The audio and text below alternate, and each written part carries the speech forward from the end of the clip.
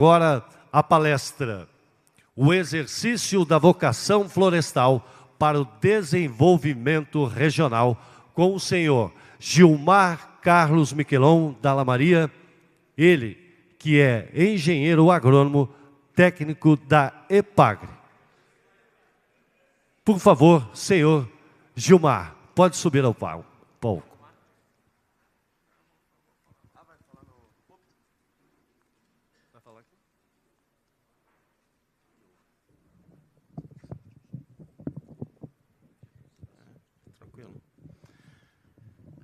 Bom dia, pessoal. Quero cumprimentar todos os presentes aqui e fazer um cumprimento especial ao Clóvis e ao Fabrício, que me convidaram para vir fazer essa palestra aqui. Confesso para vocês que relutei em aceitar, falei que não várias vezes, porque entendo que é uma responsabilidade enorme falar de uma cadeia produtiva para um público tão seleto quanto esse. Eu fico imaginando se as mensagens que eu tenho para trazer vão ser úteis para vocês ou, no mínimo, interessantes. Espero que sim, espero que o Clóvis esteja certo e que eu possa contribuir nesse conceito de que nós estamos fazendo a coisa certa, cultivando florestas de pinos. Eu vou me apresentar, meu nome é Gilmar Dalla Maria, acho que injustamente apelidado de Caco, mas está aí o apelido e desmistifico essa coisa de que quando a gente não gosta, que o apelido pega, porque para mim o apelido foi dado quando eu nem tinha condições ainda de saber se era bom ou não. Pegou. Sou colaborador da EPAGRE há 40 anos já. Trabalhei durante muito tempo com frutas no início da minha carreira, e nesse período eu tive, não sei que termo usar, se é alegria, o prazer, ou a sorte de ter descoberto uma mutação genética de maçã, que hoje é considerada a maçã mais cultivada no mundo. Se tem algum fruticultor aí, deve ter ouvido falar da Fuji Suprema, né? Uma maçã com todas as qualidades da Fuji e com coloração. Essa mutação corrigiu o grande defeito dessa maçã Fuji. Depois, tive um período longo de trabalho com alho. Fui presidente da Associação Brasileira por 12 anos, período em que aprendemos a brigar com a China.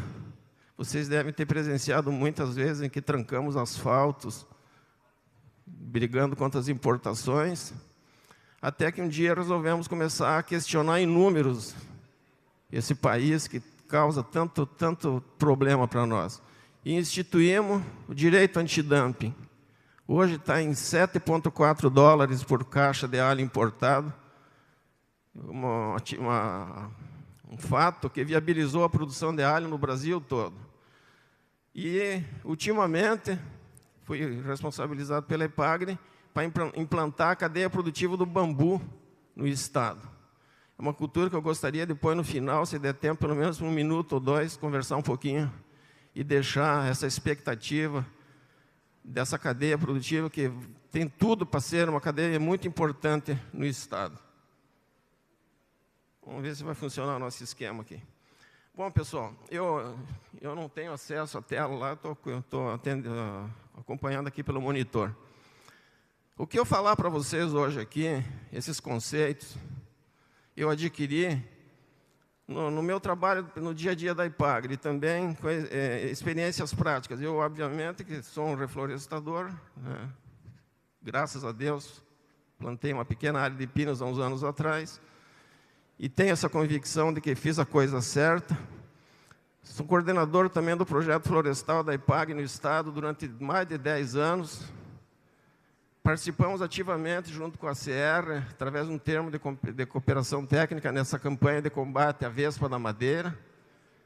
Treinamos quase todos os funcionários da região que produz pinos e identificamos mais de 200 focos de infestação. O Mauro está aqui, que era o nosso parceiro do projeto. Eu acho que a EPAGRE fez um trabalho bom e hoje é um problema que está praticamente contornado. Também coordenei um trabalho de levantamento da área plantada no estado. não fomos a campo, obviamente, porque fica muito difícil, quase impossível. Esses números que nós divulgamos, agora há pouco escutei alguns números aqui, são estatísticas. É muito difícil uma instituição falar exatamente, nós temos tantos hectares de florestas plantadas. E eu fiz esse levantamento em todos os municípios, juntando números da CR, da ST-SP, do IBGE, e ainda consultando lideranças.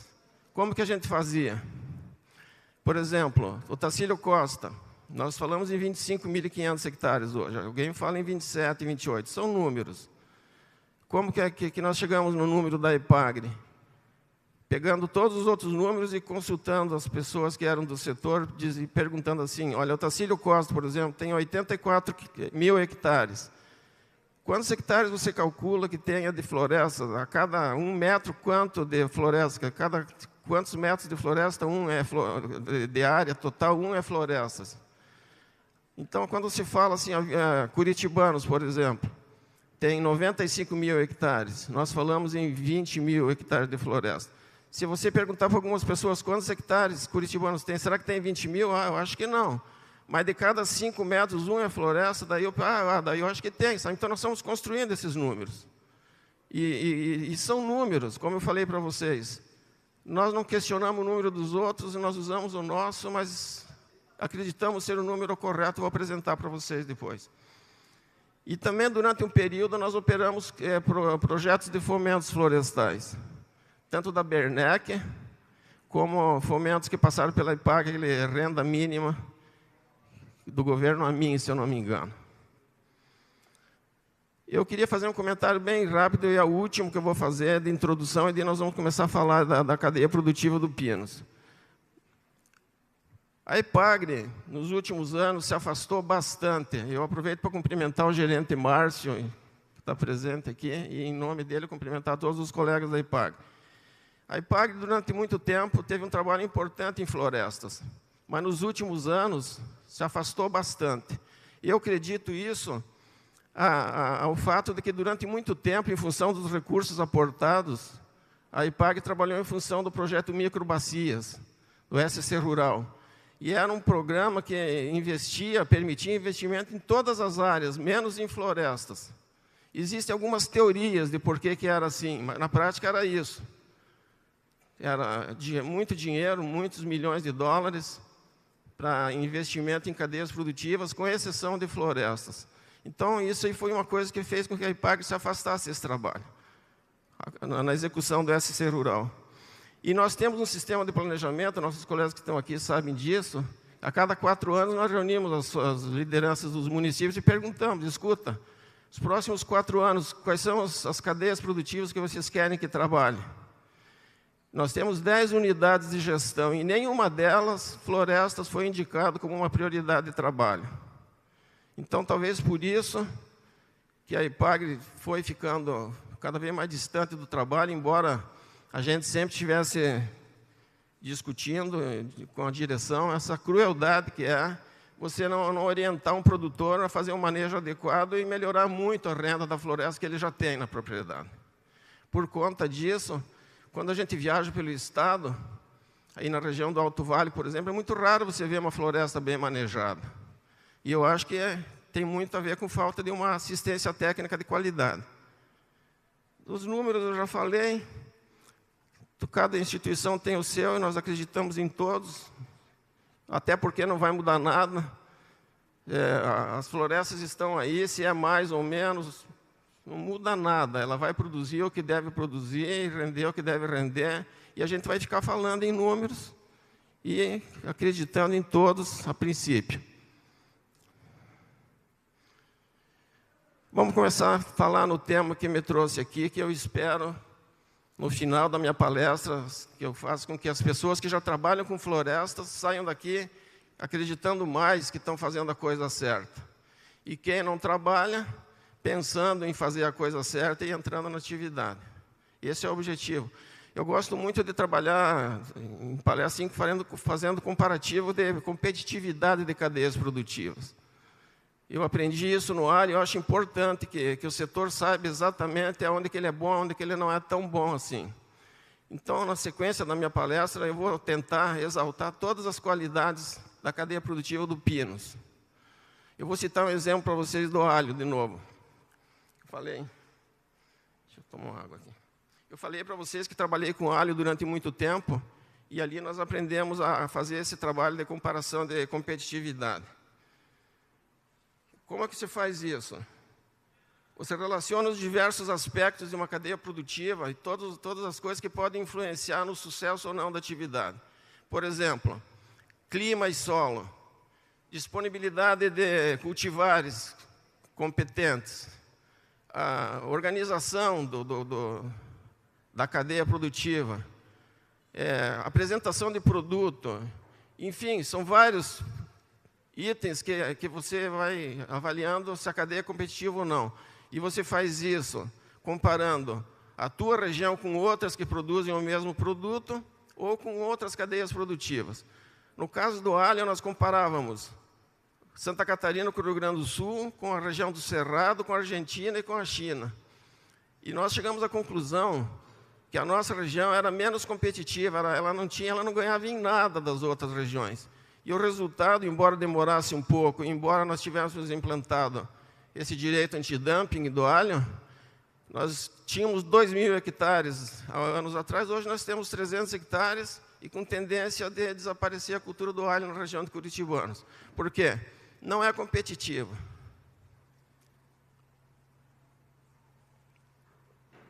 Aliás, aqui na região fria do estado, quase nenhuma cadeia produtiva é competitiva, quando nós comparamos com outras. Todas têm deficiências graves de competição, com exceção de uma, que é essa que nós estamos tratando hoje aqui, que é a cadeia produtiva do Pinos.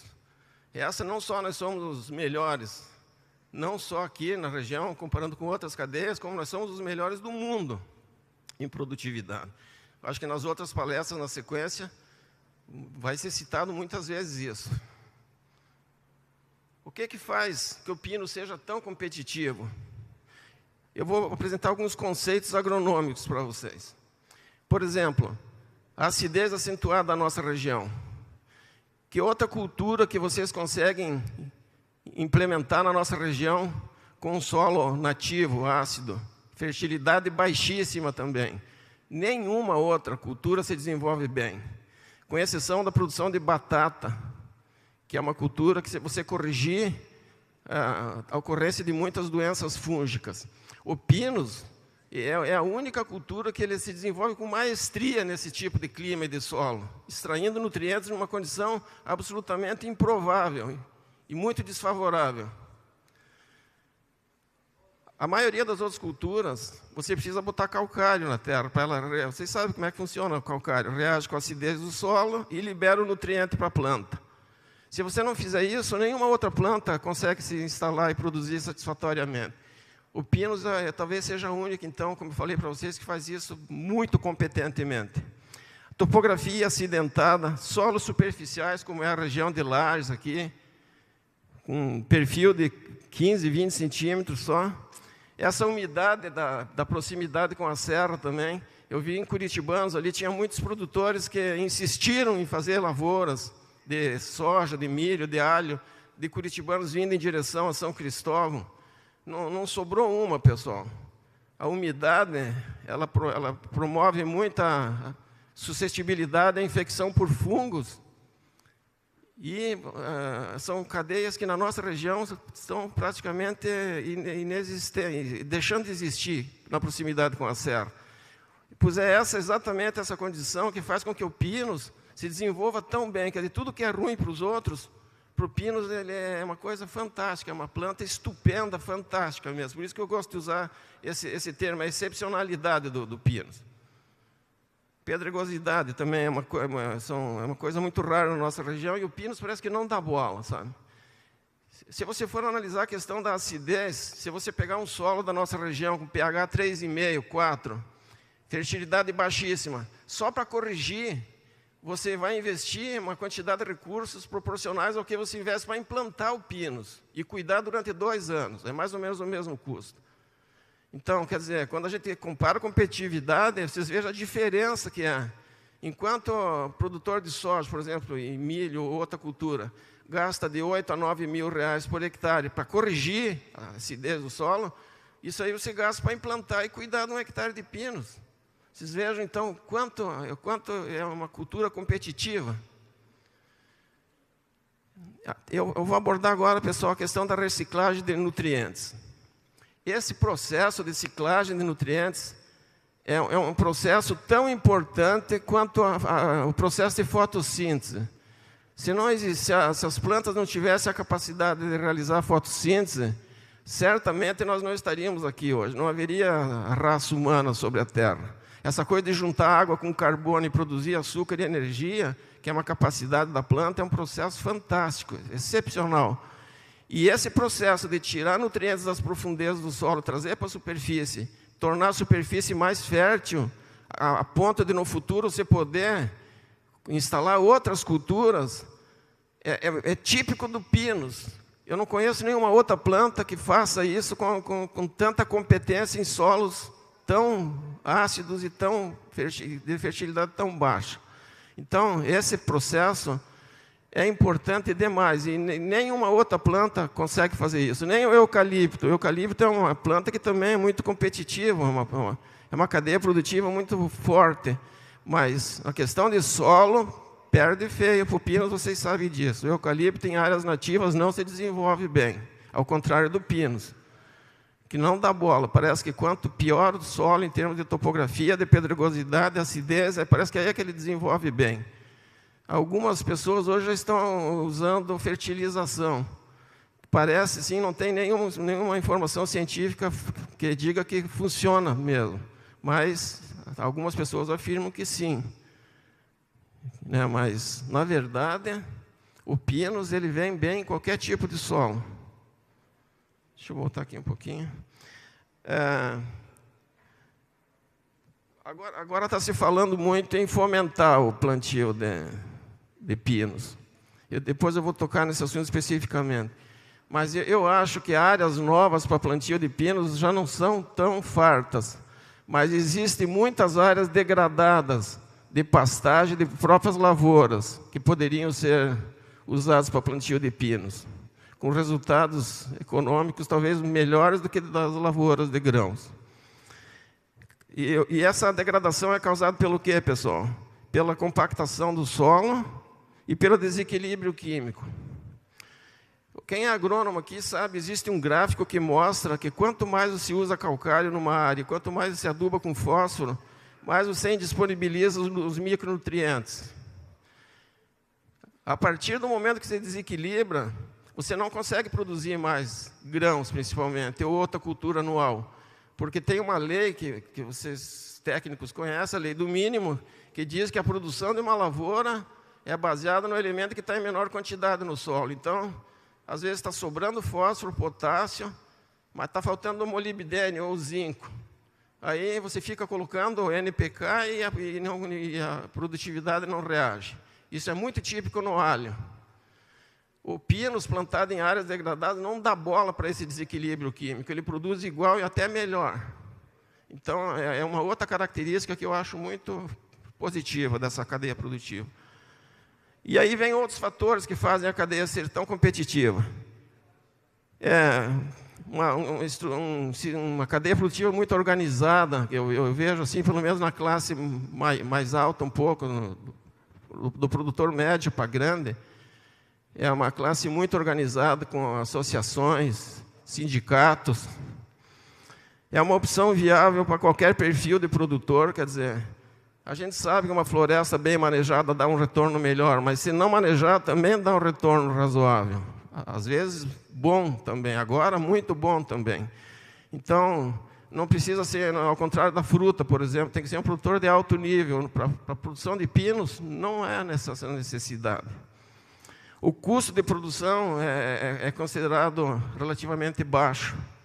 Como eu falei para vocês, enquanto as outras culturas estão gastando para corrigir uma área, o pino já está plantado e cuidado até 2 anos, normalmente. Capacidade de suportar alterações de clima. embora eu não acredite muito, mas tem se falado muito nessas alterações de clima. E eu acho que tem um certo fundamento, porque a cultura do alho, há 20 anos atrás, você plantava e colhia no nosso clima frio. Hoje, se você não vernalizar a semente, pelo menos 20, 25 dias, você não colhe mais. Se você não der mais frio. Isso, as estatísticas de horas frio têm diminuído, a gente vê que está diminuindo mesmo. Então, o pino não daria bola para isso, porque a amplitude de produção é muito grande. Se dá bem aqui em Otacílio Costa, dá bem ali em Concórdia também, aqui em Pouso Redondo ainda dá bem. Ele tolera uma amplitude de mudança de temperatura. Sem contar que tem cultivares mais tolerantes a um clima mais quente um pouco. O consumo crescente, né, a gente está vendo aí mais indústria se instalando. Não depende de insumos importados, nós estamos vivendo uma época agora complicada, né, que o pessoal está com dificuldade até de conseguir insumos caríssimos, mas com dificuldade de conseguir. O Pinos praticamente não exige insumos nenhum. Se você baixa o custo de estocagem, se você tem uma floresta e não está concordando com o preço que estão te oferecendo, você deixa quieta lá. Ao contrário de quase todas as outras cadeias produtivas, tem que pagar custo de armazenamento. No Pinos, ao contrário. Você não precisa gastar com armazenamento e ainda está, às vezes, ganhando dinheiro, esperando a árvore engrossar um pouquinho mais ou ficar com uma idade um pouquinho mais avançada. E é um grande gerador de emprego, o prefeito estava falando agora aqui, e é, de fato, uma cadeia produtiva que gera muito emprego. Outra coisa que é o conceito técnico, pessoal. Tem gente que acha que o pinus e o eucalipto secam a terra. Esse professor aqui, que está o nome dele aqui, é o Masato Kobayama, ele era na época da UFSC, é um mestre, um doutor em hidrologia de bacias. Ele desafiou uma plateia quase igual a essa de vocês aqui, que alguém apresente algum trabalho de que pinus e eucalipto seca a terra. Isso é uma mentira, não acontece isso. Não tem nenhum trabalho científico que comprove isso. Eu fui procurar, ver se achava algum, e de fato não tem.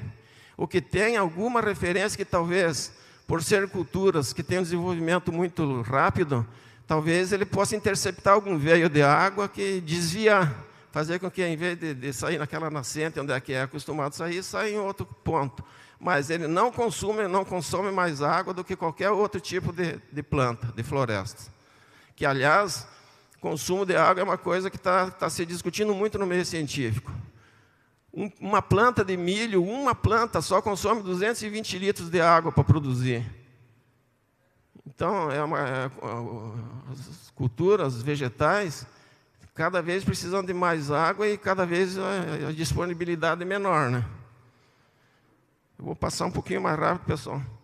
Bom, além de tudo que eu já falei, são conceitos que eu estou passando, eu falei no início para vocês, são coisas que eu fui aprendendo isso e assimilando dentro de mim. O que eu estou falando aqui são coisas que eu acredito e quase todas coisas comprovadas. O que eu estou, a intenção é que vocês também passem a defender um pouquinho mais uma cadeia produtiva importante como essa, quando as pessoas falam mal. E tem muita gente que fala mal do Pinos. E eu, sinceramente, não consigo entender por quê. Até agora, não consegui identificar uma qualidade negativa a ponto de ter tal rejeição pela cultura. Agora há pouco falava com meu amigo, o professor Mário, que vai ser um palestrante aqui também.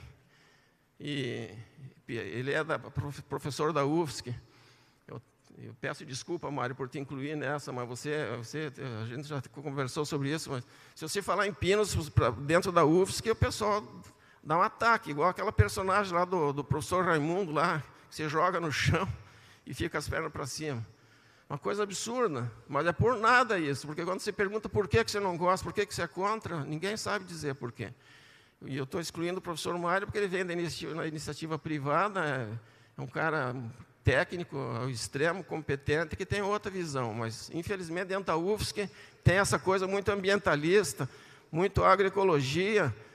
Eu fui gerente regional da EPAGRE por 15 anos e recebemos muitos agrônomos formados pela UFSC. São profissionais que têm dificuldade de ajudar o produtor a melhorar a renda.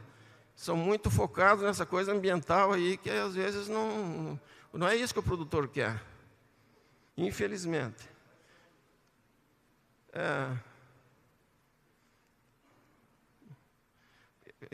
além de tudo que nós falamos, tem essa questão da cinza, pessoal. Isso aqui é um produto que a maioria do nosso produtor rural está passando batidíssimo com relação à cinza de biomassa. Tremendo um pouco a mão, porque eu estou nervoso mesmo. A cinza de biomassa é um produto que hoje está com bastante dificuldade na distribuição. A questão ambiental aí está muito xarope, né? Como tudo. Mas é um produto, ela é comparada ao esterco de porco em termos de nutrientes. E a Ipagre mesmo tem vários trabalhos feitos com a cinza de biomassa. Não tem um trabalho que comprove algum dano ao solo com metais pesados, usando na quantidade de até 20 toneladas por hectare.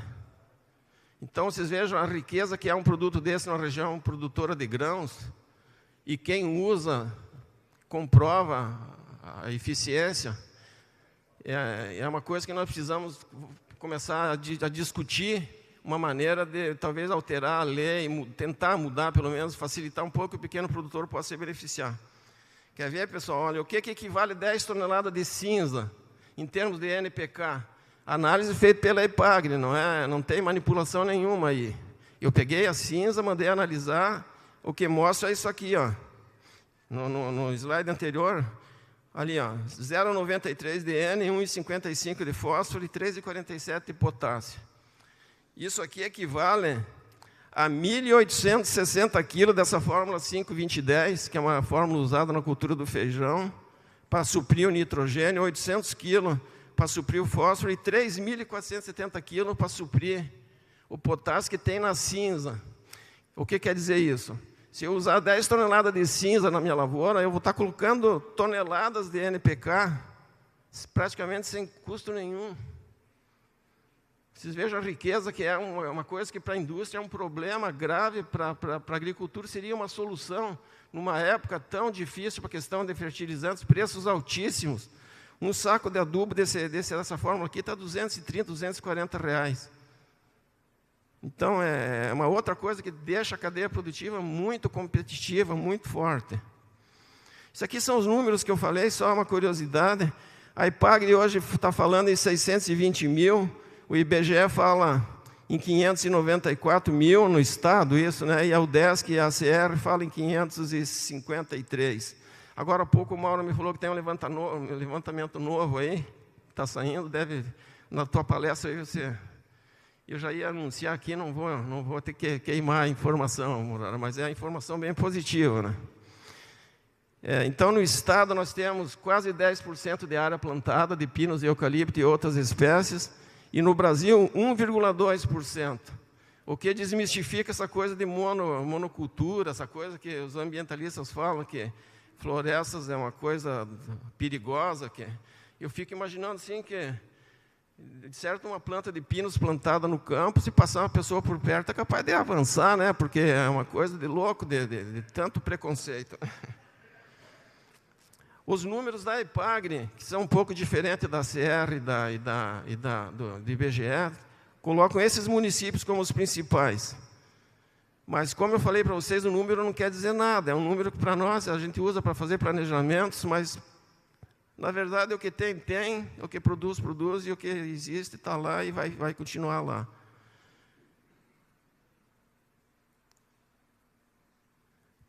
Quem é do Tacílio Costa, aí, esse exemplo aí que eu estava perguntando antes, aí, numa área de 84 mil hectares, esse número de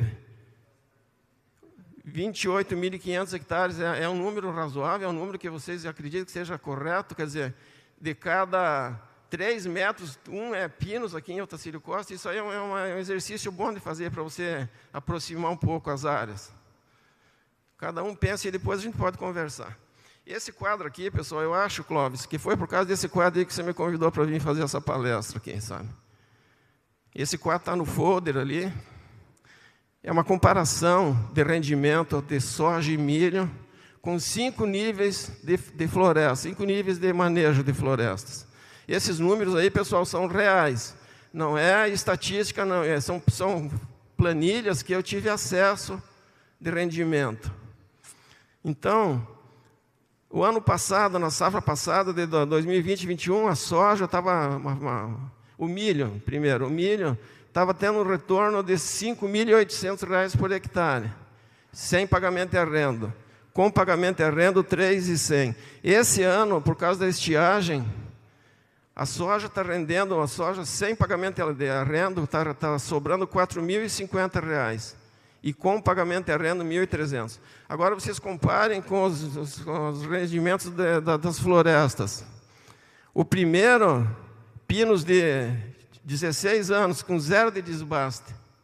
Aquele pinos que é usado mais para processos, né? Que é um modelo de manejo muito defendido por indústrias que preferem esse tipo de mercadoria.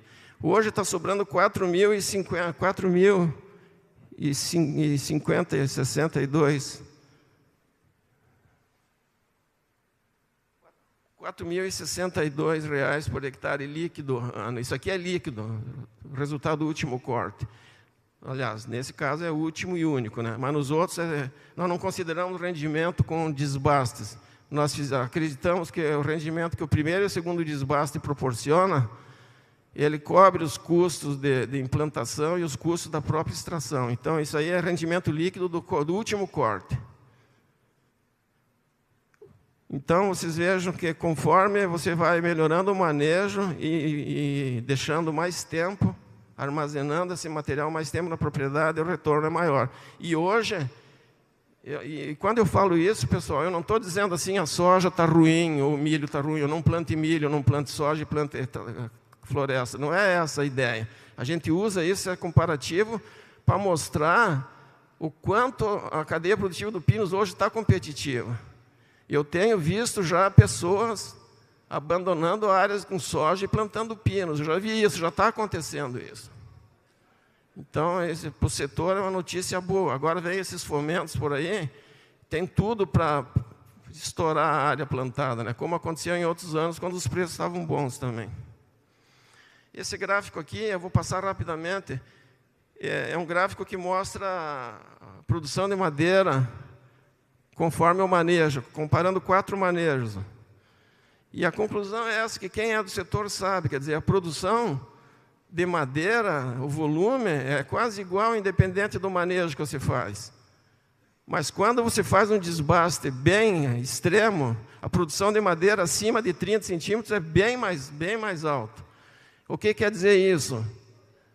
Para mim, para a IPAGRE, para nós que trabalhamos com pequeno, quer dizer alguma coisa, mas para o setor industrial não diz nada. Quer dizer, cada um defende o seu sistema de manejo e que tenha boa sorte nisso. Agora, para o pequeno, como são áreas pequenas, você tem que orientar um manejo adequado e que o retorno seja maior. Essa coisa de você querer ter uma floresta assim, né, bem manejada, ou assim, é uma decisão do produtor. O rendimento hoje desse modelo de floresta aqui está tão bom, ou melhor, que uma lavoura de soja e de milho. Então, eu não vou entrar muito nisso, porque tem algumas coisas. Eu, quando fui presidente da Associação Nacional do Alho, fiquei 10 anos respondendo processos depois. Prendi um navio no Porto de Santos, o pessoal responsabilizava e era uma encheção. Então, a gente tem que cuidar muito no que fala, porque tem pessoas que não gostam muito das coisas, de algumas opiniões, né? Esse tema aqui é um tema meio complicado para a gente. Isso aqui, Mauro, eu vou deixar para você abordar, mas é um gráfico que toda palestra aqui vai falar nisso aqui, a produtividade de pinos e de folhosas aqui na nossa região. Esse gráfico mostra 40 metros cúbicos hectare ano, um pouco menos de pinos. Coloca nós, assim, disparado na produção de maior produtividade, melhor produtividade de pinos, o que corrobora com essas afirmações que eu estou fazendo aqui, que a nossa vocação é, de fato, o pinos aqui na nossa região. Com todas as condições contra, né, essa acidez, pedregosidade, topografia, e nós temos a maior produtividade. Mas de eucalipto, não é o nosso foco hoje aqui, olha nos arboretos que a IPAGRE tem.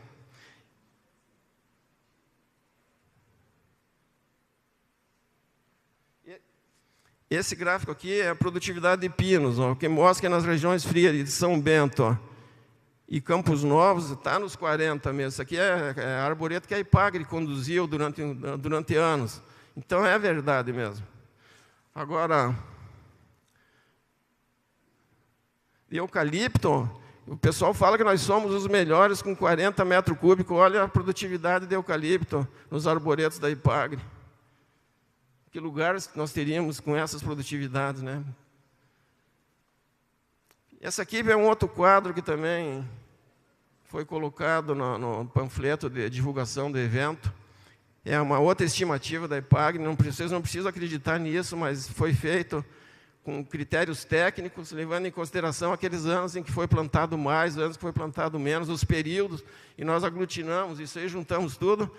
E qual é a estimativa que nós temos? Que até 2028... Já começando esse ano, 2022, até 2028, 43 bilhões de reais vão ser injetados na economia do Estado por conta de florestas.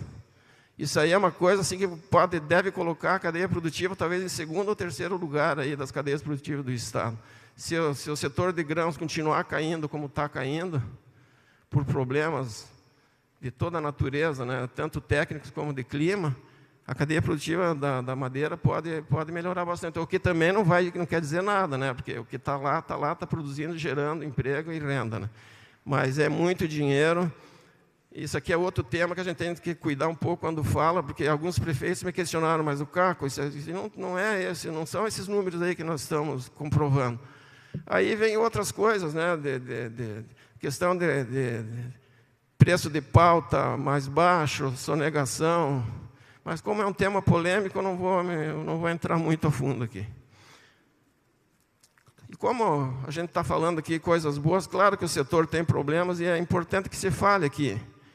É a questão de dificuldade na extração de pinos ou de eucalipto em pequena propriedade. É uma atividade muito perigosa, pesada, e o pequeno tem esse problema. Embora tenha muitas empresas que fazem esse serviço terceirizados, mas é um problema de fato. Tem novos patógenos que andaram surgindo por aí. Parece que o patógeno anterior, mais antigo, que era a vespa, está mais ou menos bem controlado, mas a gente nunca sabe, né, quando é que ele vai ressurgir de novo. Nós temos problema de inconsistência de terra, como eu falei para vocês, a Ipagre agora está pensando em retomar o trabalho, porque está vendo a pressão da sociedade, mas ainda está fora do trabalho com florestas. E daí tem essa questão da legislação ambiental, que isso aqui é assunto para uma palestra inteira só da questão da legislação ambiental. Tem essa instrução normativa 72, que vem botar um monte de dificuldades para o pequeno produtor na questão de plantio de exóticas invasoras, né? E considera o pinos e o eucalipto exóticos invasores. E eu acho muito gozado com relação a essa portaria aqui, que se você fizer a documentação toda, daí não é mais, sabe? Se você pagar a RT, contratar engenheiro e fazer tudo o que tem que fazer, ela deixa de ser uma exótica invasora, daí você não é mais um criminoso ambiental, você está legalizado. Se você não fizer, você está sujeito a pagar por ser um transgressor da lei. E o que é pior, vem proibir o plantio de pinos e eucalipto em linhas. Então, teoricamente, essa instrução aí vem acabar com o sistema silvopastoril. Só permite o plantio em talhões, né? Depois tem a instrução normativa 34. Essa instrução deu muito trabalho no passado, quando o governador Luiz Henrique assumiu, eu acho que pressionado pelo CONSEMA. Alguém me informe de tempo aí, que a gente começa a falar e não para mais, né? Mas quando o Luiz Henrique assumiu, ele editou uma portaria exigindo o cadastramento ambiental para atividades potencialmente poluidoras. E lá, na relação de atividades potencialmente poluidoras, aparece lá plantio de florestamento e reflorestamento de essências arbóreas. E eu fico imaginando quem é que escreveu isso, sabe? Até agora há pouco perguntei para o Mauro, se o Mauro faz parte do CONSEMA, né, Mauro? Tem uma outra colega nossa que está por aqui também, eu acho a Juliana também faz parte. Então, eu tenho que me cuidar um pouco quando falo do CONSEMA, que tem dois grandes amigos aqui presentes. Mas eu tenho um conceito horrível do CONSEMA. O CONSEMA escreve algumas coisas lá que é uma coisa absurda, sabe? Você exigir que um produtor que tem uma galinha precisa ter um técnico responsável, ou um porco, ou açude acima de 3.000 metros quadrados, ou pomar pequeno, ou o que mais? Esterqueira, por exemplo. Tudo isso, pela instrução normativa, você teria que ter cadastramento ambiental, senão você estava transgredindo a lei, era um criminoso. E por conta dessa instrução, eu vi a Polícia Ambiental multar reflorestadores de meio hectare. Multar porque tinha eucalipto plantado e não tinha a tal da certidão da Fátima na época. E já agendava o dia dele ir confessar com o juiz lá no fórum. As coisas absurdas. E a origem, sabe, Muraré, é lá no Consema isso. É de lá que saem as coisas. Até no final vou deixar uma sugestão aqui sobre o Consema. Eu sou muito crítico do Consema, até porque faz 20 anos que eu estudo as composições do Consema.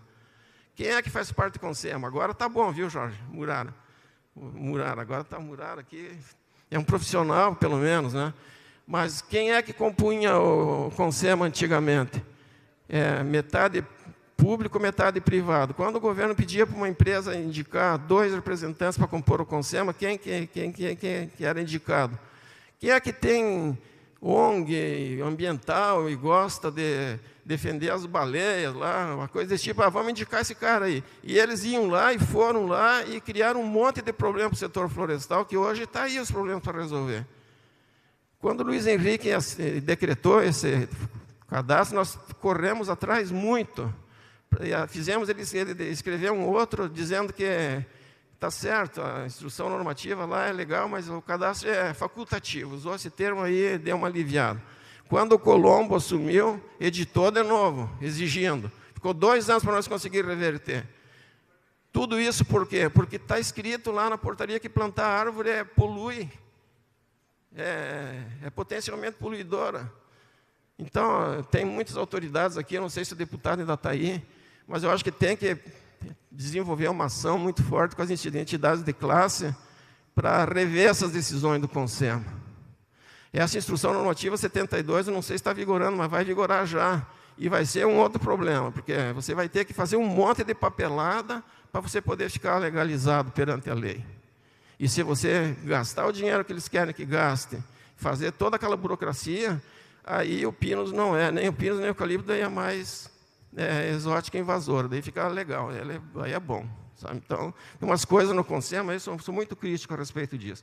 Já comentei a composição, perfil de conselheiros. Quem é que tem que compor um conselho? Pessoas como o Jorge, que nem a Juliana, são engenheiros florestais, conhecem, estão dentro do setor produtivo. Eu tenho a impressão que quando foi feito essa decisão do Consema, se o seu Jorge estivesse lá, não teria aceitado que constassem as aberrações como essas que constam. Isso eu já citei para vocês. Bom, já estou no último quinto da minha fala aqui com vocês. Nós temos um projeto lá em Curitibanos, junto com o professor Mário, um projeto que eu escrevi ele, eu fui atrás de recurso, implantei ele, com um terreno doado pela prefeitura, que tem esse foco. Buscar opções ao Pinus. Eu sou um cara que defendo o Pinus até a morte. Eu sou um apaixonado pelo Pinus, defendo mesmo, não estou aqui me fazendo para vocês.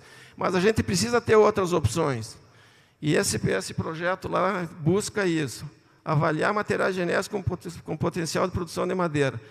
Tem esse liquidâmbar aí, que é uma planta que eu acho que nós temos passado batido também. É uma planta que desenvolve bem em climas mais quentes um pouco. Aqui no clima frio não tanto, mas chega nos 27 a 30 metros cúbicos por hectare ano.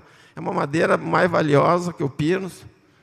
Ela no inverno fica assim, derruba a folha e o gado gosta de comer. O que indica uma planta dessa para sistema silvopastoriz. Se a instrução normativa deixar, né? Porque senão...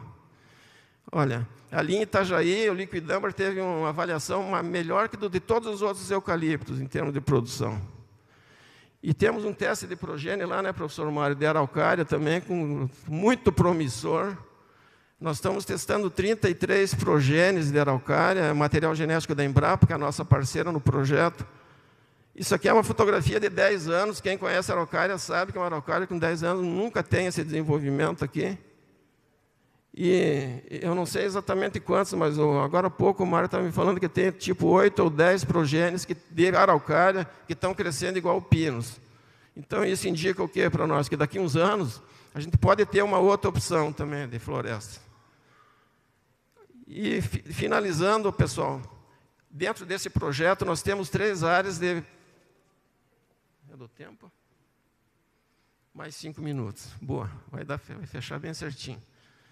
Nós temos dentro desse projeto de pesquisa, 3 áreas são instaladas em propriedades privadas, avaliando pinos com floresta, pinos com lavoura. É um trabalho muito, muito, muito promissor. Eu vejo que nessas propostas novas de fomento, talvez esse modelo aqui tenha melhor aceitação por pequenos produtores que não têm áreas para fazer florestas em talhões homogêneos, né? E o que nós estamos... Essa aqui a foto é a mesma foto. Essa aqui, e depois feito o desbaste, vai ser feito mais um, a chegar ao ponto de 250, 200 árvores por hectare, praticamente sem prejuízo da lavoura ou da floresta. E você vai ter, no final do ciclo de 18, 20 anos, 200, 250 árvores grossas para vender, aumentando barbaridade a renda da área. Nós estamos testando assim, 14 metros, que não é o mais adequado, 24 entre linhas e 34. O arranjo inicial é assim, plantado com 3 linhas, depois feito o desbaste, né, 2,5 por 1,5. Então, nós temos com pastagem e com lavoura, avaliando isso. Nós já vamos logo ter resultados bem concretos desse tipo de atividade, e eu acho que é uma opção excelente para pequenos produtores. Esse é o desenho do mapa de uma das áreas, né? Tem o talhão homogêneo para avaliar a comparação, ver qual é o desenvolvimento na linha ou no talhão. E agora, para encerrar, então, falar um pouco sobre fomentos. Eu participei do grupo que discutiu modelos de fomentos para propor para o governo do Estado. Acho que uma demanda levada pela Fiesc, que eu sei que a Bernec também andou lidando com isso. E, basicamente, assim, o que eu entendo sobre fomentos? Eu escrevi ali quando fazer. Eu vejo assim que fomento a gente tem que fazer quando a atividade está em baixa, sabe? Que é quando o pessoal não quer plantar por algum motivo, daí você tem que fomentar. Agora, eu diria assim que, claro que o fomento também vai ter resultado, mas agora, pelo que eu tenho recebido de produtores no meu escritório, pedindo informações sobre floresta, eu mostro esse quadro para eles saem tropeçando para procurar terra para fazer floresta, sabe? Então, agora está fácil de falar em plantio de novas áreas. Talvez esse fomento devia ter sido desenvolvido quando o preço estava ruim na madeira. Aí eu acho que as indústrias, o setor consumidor pecou um pouquinho, porque estava bom, agora já não está mais, está com possibilidade de faltar madeira, né? Então, mas, enfim, quais são os modelos? Na forma de incentivos fiscais, isso é para grandes produtores, normalmente, para grandes empresas, como vigorou no passado, e funciona bem. A questão hoje são áreas grandes para plantio de floresta. Com subsídios de juros ou rebate de capital. Eu acho que o governo vai implantar essa modalidade aqui, que já tem as linhas de crédito do FDR e do Pronaf. Isso aí não vai funcionar. Vai atender a demanda politicamente, mas a área, porque esse resultado de plantio nessa modalidade vai ser muito inexpressivo, vai ser pequena, eu acho. Quer dizer, o produtor financia uns 6 mil reais para plantar 1 hectare, o governo subsidia o juro do financiamento. Isso aí, o produtor está acostumado com fomentos muito mais efetivos, né? Mas eu estou desconfiado que é esse modelo que vem. Mas eu, particularmente, defendo o fomento do governo incentivando as empresas. Aí funciona, a iniciativa privada conduzindo os fomentos, como a Bernec, a Klabin tem os modelos deles, né? O governo quer participar do incentivo, então bota dinheiro na mão das empresas.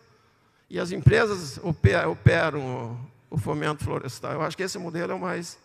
E o privado é esse, que vigorou durante um período que eu coordenei lá com a Bernec, distribuição de mudas, com condições ou não, quer dizer, eu te dou a muda, você depois me devolve tanto, ou você tem a obrigação de vender para mim, ou não, né? E na forma de parcerias, que me parece que a Klabin adota muito isso. Até tem uns comentários lá de umas propostas bem interessantes aí da Klabin. Então, dentro desses modelos, deve agora até sugerir para o Clóvis, convida o governador para ir no evento lá e pede para ele assinar lá, vamos dizer assim, divulgar, né, o modelo de fomento que eles vão fazer aqui. Na Bernec, quando nós operamos lá em 2008 a 2011, nós distribuímos 2.700.000 mudas e foi plantado 2.200 hectares. A Bernec dava a muda, pegava a documentação assinada do produtor se responsabilizando por questões ambientais e de não plantar mais de 35%, enfim, e se isentava de qualquer responsabilidade, um modelo que funcionou bem. Aí, quando começou o preço da madeira a baixar muito, e essas instruções aí, principalmente, começaram a vigorar, o pessoal parou de procurar e nós encerramos. Agora a Bernec está pensando em começar de novo.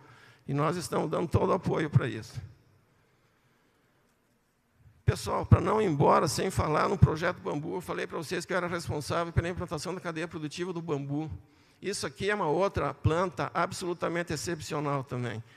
Eu vou falar 3 ou 4 coisas dela e deixar para uma outra vez nós falar um pouquinho mais. O bambu, ele atinge a altura máxima dele em 6 meses. Nenhuma outra planta faz isso. Ele não engrossa durante a vida, porque ele já brota do solo no diâmetro definitivo. Formiga não chega nem perto de bambu. Produtividade, mais ou menos igual do pinus ou do eucalipto. E se você fizer um corte raso, em 3 anos o bambuzal está lá de novo. Então é uma coisa para vocês pensarem nisso. Foi aprovada uma lei na Assembleia agora, uma lei que eu escrevi, o deputado Berlanda tramitou ela, e agora nós estamos construindo políticas públicas. E eu vou deixar só a foto, só para vocês ficarem com vontade de conhecer um pouquinho mais sobre o bambu. Pessoal, eu acho que o tempo ficou mais ou menos fechado. Eu quero agradecer a atenção de vocês, me desculpar das deficiências que eu posso ter apresentado aqui. Espero que, como eu falei no início, que os reflorestadores saiam daqui com mais argumentos para defender a cadeia produtiva, bater no peito e dizer, eu estou fazendo a coisa certa. E os que não estiverem na atividade ainda, que pensem seriamente em entrar, porque é uma atividade que vale a pena. Obrigado, pessoal.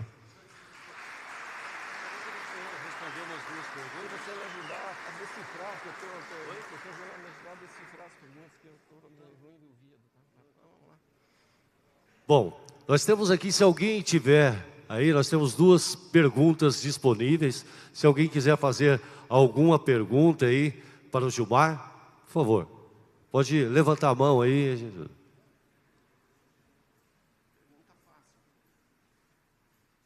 Olha lá, por favor, lá tem um, por favor. Só um minutinho aí, vai levar o microfone lá para você.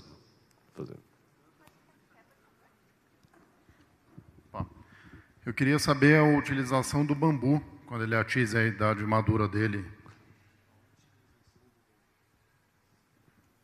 Olha, existem catalogadas já mais de 10.000 utilizações de bambu. A China exporta 1.400 produtos à base de bambu.